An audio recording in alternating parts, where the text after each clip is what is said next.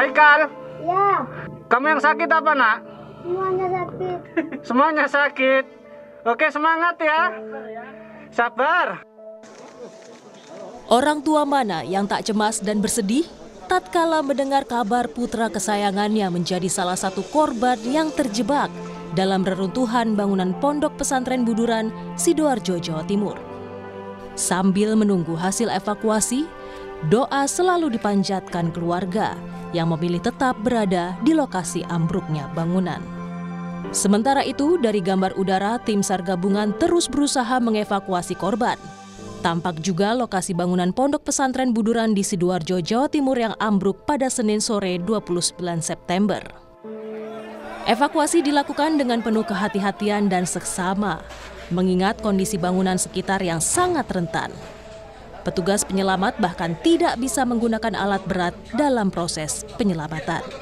Dikarenakan bahwa posisi ataupun kondisi reruntuhan bangunan ini pada kondisi yang labil atau strukturnya mudah untuk berubah ataupun ambruk kembali.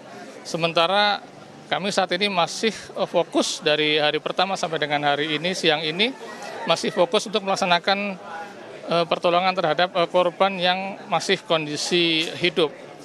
Sehingga jika menggunakan alat berat tentunya akan menggeser ataupun merusak struktur bangunan yang akan mengakibatkan ambruk kembali dan justru malah akan membahayakan bagi korban-korban yang saat ini masih kondisi hidup. Kepala Kantor SAR Kelas A Surabaya Nanang Sigit menyebut masih ada 38 santri yang diduga masih terjebak. Data ini diperoleh dari pondok pesantren yang menyatakan jumlah santri saat kejadian ada 140 orang, di mana 102 diantaranya sudah dievakuasi dan melakukan evakuasi mandiri. Data ini juga masih terus diperbaharui tim SAR gabungan. Regu penyelamat benar-benar berpacu dengan waktu untuk menyelamatkan korban yang masih terhimpit bangunan. Dalam rekaman video yang kami peroleh dari Regu Penyelamat Surabaya, tim berhasil berkomunikasi dengan 2 korban yang masih terjebak. Yusuf, umurmu berapa? 16. 16 tahun. Apa yang luka? Nggak ada. Ya? Nggak ada. Nggak ada ya, cuma perut kecepet ya? Ya. Ya, di sebelah kiri, Jas ya? Iya. Haikal, Ya,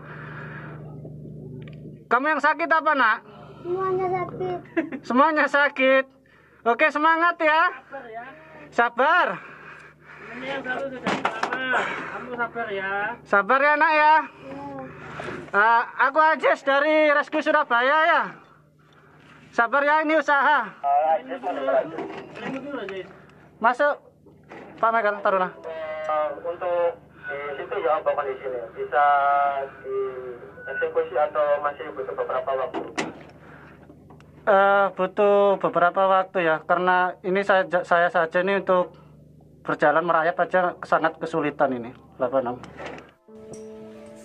Untuk mendata jumlah pasti korban yang masih terjebak di reruntuhan bangunan, Polda Jawa Timur menerjunkan tim DVI ke Pondok Pesantren Buduran, Sidoarjo.